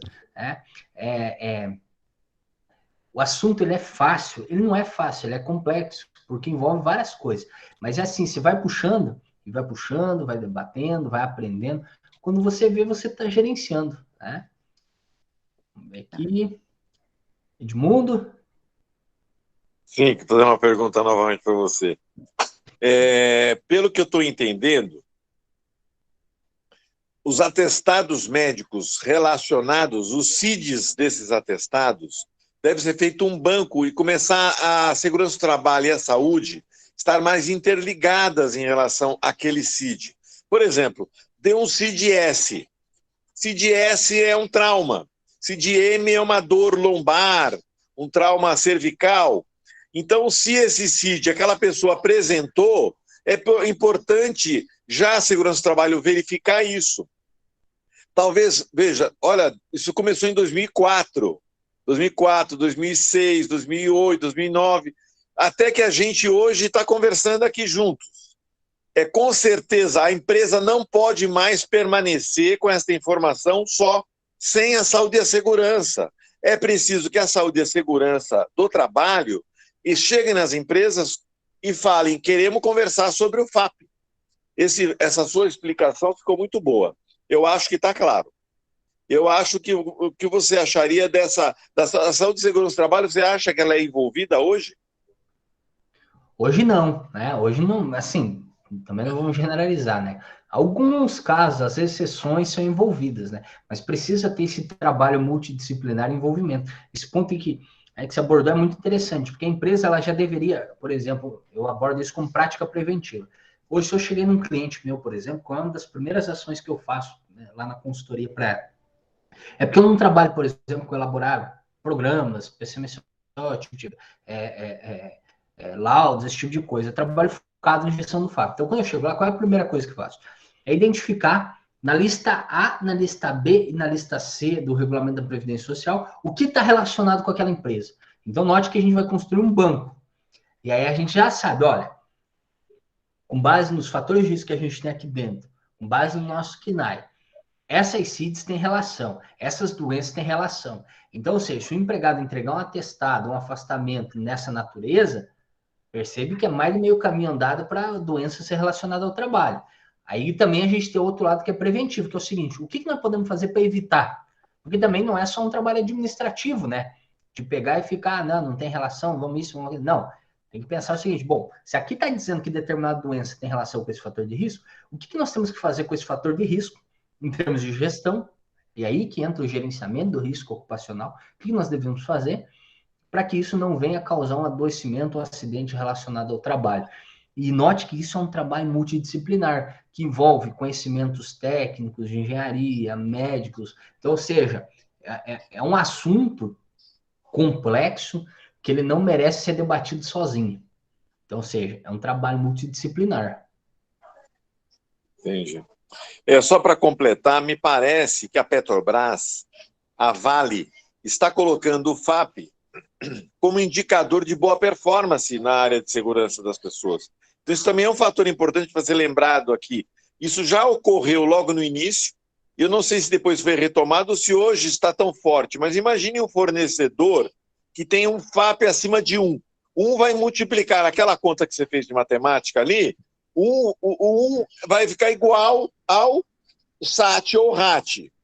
Agora, mais que 1 já vai agravar o valor que a empresa pagaria. Meio é o ideal, claro, mas uma empresa que tiver acima de 1 no FAP, eu não contrataria ela, porque ela tem uma performance de segurança inadequada. Então, cada um de nós, se olharmos o FAP da nossa empresa e percebermos que está acima de 1, opa, está pior do que possa ser. Eu entendo que 1 é o limite. O que você acha? E é isso aí, até porque eles têm essa nomenclatura.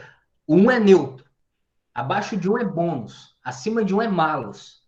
Essa é a nomenclatura que eles são conhecidas. Então, nós temos a faixa bônus e a faixa malus. Acima de 1 é malus. E isso é fato. Empresas de grande porte, multinacionais, elas utilizam o FAP como indicador de desempenho da área de SST. Outras utilizam o FAP, por exemplo, tem empresas que você vai prestar serviço que você tem que encaminhar o extrato do FAP da tua empresa. Entendeu? Eu já prestei serviço para empresa dos dois lados. A que pedia e a que tinha que mandar.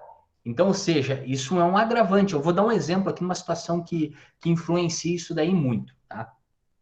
Existem empresas que elas fazem contratação de terceiros. Vou dar um exemplo aqui bem prático disso. Eu tenho a minha empresa e eu contratei uma empresa que prepara o alimento, uma cozinha industrial. E aí o que acontece? Essas empresas, comumente, lá no contrato, porque o que acontece? Elas acordam o valor por refeição. Entendeu? Tipo, R$7, R$6, R$5,50, a refeição ganha que apresentar o menor valor. E aquilo ali é previsto. E aí, conforme o contrato, é previsto que a contratante ela vai fornecer a matéria, ou seja, o arroz, o feijão, esse tipo de coisa. E qualquer variação em termos de imposto ou encargo social, isso daí é mexido no contrato. Entendeu? Eu estou falando disso até com propriedade, porque eu atendo uma empresa que recentemente aconteceu isso. O contrato dela foi modificado no começo do ano, porque o FAP dela no final do ano foi reduzido. Só que assim ela pensou, pô, agora foi reduzido, vou ganhar. Então chegou a contratante e falou, ó, lembra que lá no nosso contrato está previsto que você diminuir o teu encargo, diminui que eu estou te pagando. Então, ou seja, empresas que tomam um serviço, elas fazem isso. E aí o que acontece? O que é vantajoso para ela? É vantajoso aquela que tem o menor valor do FAP. Por quê? Quanto menor for o valor do FAP, menor será o encargo social que a empresa vai ter, menor vai ser o valor que ela vai pagar para aquela empresa. Porque nesse sentido, perceba que eu estou tentando explicar um negócio que é complexo aqui em menos de 2, 3 minutos, entendeu? Mas assim, qual é que é a lógica disso? Que eu estou contratando alguém, eu estou pagando pelo serviço. Então, tudo que influencia em custo fora daquilo ali que ela está me entregando, a gente vai negociando no contrato. Então, quanto menor for o que ela gastar por fora, nesse por fora tem influência do FAP, menor ela gastar, melhor será para mim. Então, eu vou dar preferência para aquela que apresenta um FAP ao longo do tempo menor. Beleza, pessoal? Isso mesmo, muito bom, obrigado. Muito bom. Perfeito. Pessoal, vocês estão dentro do horário estabelecido, né? Às 20 horas e 30 minutos. Depois, caso alguém tenha mais alguma dúvida, nós podemos até depois, vocês podem mandar lá no grupo lá, que nós temos do WhatsApp lá, eu faço questão, a Liliane também pode encaminhar direto para o Edivaldo, a gente pode fazer ele vai responder para vocês. Antes de finalizar, antes de fazer os agradecimentos, Lembrando que o ano passado também eu fui convidado para verificar uma gestão de FAP, né? O FAP tinha dobrado de uma empresa e veio, neste mesmo relatório, um valor de um benefício no valor ali de R$600 mil. E a empresa falou, o que é isso? O Edivaldo sabe muito bem, não dá para responder da noite para o dia. Você vai fazer um estudo, vai verificar e, após a conclusão, a empresa, o trabalhador que não tinha suspeita nenhuma, né, um trabalhador que sofreu um infarto, ele era da construção civil, o CNAE, e o CID estava relacionado ao CNAE. Então, a Previdência automaticamente já jogou isso. Isso a empresa foi saber, o Edivaldo já explicou bem para vocês, depois de 2 anos, né, basicamente ali 3 anos ali, né, que foi o cálculo, e ficou desesperado. E agora, o que fazer, né? Como o Edivaldo já explicou, tentar contestar, mas até lá, a empresa que pagava essa contribuição para a Previdência de R$1 milhão por mês, passou a pagar 2 milhões, R$1 milhão todo mês. Isso porque simplesmente não foi feito um estudo, né? Por isso que a gente sempre recomenda que os profissionais de saúde e segurança do trabalho sempre estejam atualizados. Não foquem só naquela questão do PPRA, do PCMSO. Hoje você vê um SESMIT bem montado, com 3 médicos, com 2 engenheiros, com 5, 6 técnicos de segurança, não conseguiu prever esse dano aí, esse impacto econômico para a empresa. Depois também eu vou passar ali, o Edivaldo, eu peço depois a gentileza para ele me passar os dados ali para os interessados no curso de atualização. O Edivaldo é um especialista nessa área, um expert, né? E ele já atua e ministra esse treinamento há muito tempo. Quem tiver interesse em se atualizar, a gente sempre recomenda. Esse grupo, né, Edivaldo, a gente não tem interesse nenhum economicamente, eu não estou ganhando nada, nem a Liliane que indicou você. A gente tem um benefício, assim, para os profissionais se atualizarem, tá, pessoal? Independente. Eu não quero fazer com o Edivaldo, mas eu quero fazer com o profissional tal, quero com o profissional Y. Procurem, assim, se atualizar, porque essa questão é muito importante. Com essa vigência aí, a Liliane deixou claro, 2230, que já está em vigor aí há muito tempo. Isso conta ali os dias dos afastamentos e já caracterizando se é acidente ou doença relacionada ao trabalho. E às vezes os profissionais não fazem essa gestão de absenteísmo com essa questão relacionada. Em nome do SESMIT, Edivaldo, de coração aí, né, queria agradecer a sua participação, a sua disponibilidade de tempo, tá? É uma honra para nós todos aqui participarem. Eu acredito que todos aqui tiveram um bom aprendizado, mas quem tiver interesse em se atualizar, tá, pessoal? Fiquem à vontade. Depois, quero o contato do Edivaldo, eu quero fazer o curso, não tem problema. Eu, a Liliane, né, o pessoal aí da comissão vai estar passando aí para vocês. E obrigado, viu, Edivaldo, pelo seu tempo. Mais uma vez, eu que agradeço o convite, a oportunidade de a gente debater, levar esse assunto aqui, né, a mais profissionais, e parabenizar mais uma vez vocês, né, porque eu sei que isso despende, né, tem que ter tempo, planejar, programar, para fazer um negócio bem feito como vocês estão fazendo, isso toma tempo, e sem sombra de dúvidas, isso agrega muito para a nossa área. É como eu falo, né, se você pegar, uma analogia, você pega um time de futebol que tem 11, 10 são ruins pra cacete, e tem um que é bom, ele não aparece. O time, na verdade, ele aparece, mas o time não ganha campeonato. O que eu quero dizer com isso? Que a área de SCC não adianta um. A gente tem que ser como coletividade, todos elevar, e a gente só eleva isso com conhecimento, com informação, tá atualizado e preparado para os desafios do mercado de trabalho. Então, parabenizo vocês aí por esse movimento aí, e precisando, vocês sabem que é só chamar. Beleza. Pode deixar, então. Viu, Edivaldo? Bom, eu agradeço também, viu? Eu não escondo, é a primeira vez que eu estou tendo a oportunidade realmente de te ver, conversar, dialogar. A gente às vezes troca algumas informações, mas não só eu, como várias pessoas aqui do grupo, nós somos fãs do seu trabalho. Parabéns, cara. Que a gente tenha mais Edivaldos no mercado, que possa ter aí uma especialidade, porque isso é uma especialidade que você tem, assim, eu também acho que é importante a gente, como profissional, elogiar o seu profissional, né? E nós precisamos de ter essa troca, né? Não só aquela questão de vende, copia, cola e vai, não. Nós temos que quebrar um pouco isso no mercado. Então, em nome do grupo também, quando eu coloquei lá, eu te mostrei, as pessoas vibraram, olha que legal, ele vai vir. Isso para a gente também é um retorno muito positivo. A sala está cheia aí de quase 22 pessoas e a gente só tem a agradecer mesmo, viu, Edivaldo? Muito obrigada de coração. Eu que agradeço, obrigado mesmo.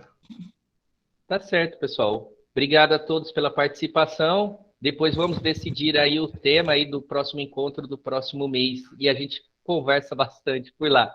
Fique com Deus. Tchau, Um tchau, ótimo gente. mês. Tchau, tchau. Boa noite, Tchau, tchau. gente. Tchau, tchau. Boa noite, pessoal. Tchau, tchau.